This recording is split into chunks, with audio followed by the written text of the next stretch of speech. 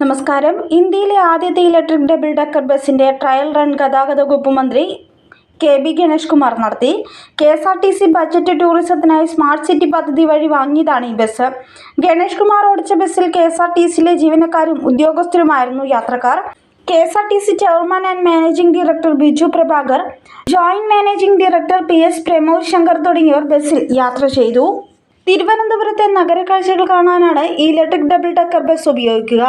Budget ടൂറിസത്തിന് വേണ്ടി KSRTC വാങ്ങിയ 2 ഓപ്പൺ ബസ്സുകളിലൊന്നാണ് തലസ്ഥാനത്തെത്തിയത്. നവകേരള ബസിന്റെ നിറമാണ് ഈ ബസിന്. അതിഗംഭീരമായി രൂപകൽപ്പന ചെയ്ത ബസ് മുംബൈയിൽ നിന്നാണ് എത്തിയത്. സൗകര്യപ്രദമായ സിറ്റിംഗ് ആണ് ബസിന്റെ ഒരു പ്രത്യേകത. യാത്രക്കാർക്ക് ടി.വി കാണാം, പാട്ട് കേൾക്കാം. 5 ക്യാമറകൾ ബസിനകത്തുമുണ്ട്. താഴത്തെ നിലയിൽ 30 സീറ്റുകളാണുള്ളത്. മുകളിലാകട്ടെ 35 സീറ്റുകളുമുണ്ട്.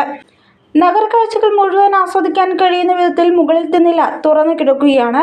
പത്മനാഭസ്വാമി ക്ഷേത്രം, പാളയം, ഭീമാപ്പള്ളി, ശംഖുമുഖം തുടങ്ങി തിരുവനന്തപുരത്തെ പ്രധാന സ്ഥലങ്ങളിലൂടെയൊക്കെ ബസ് പോകും.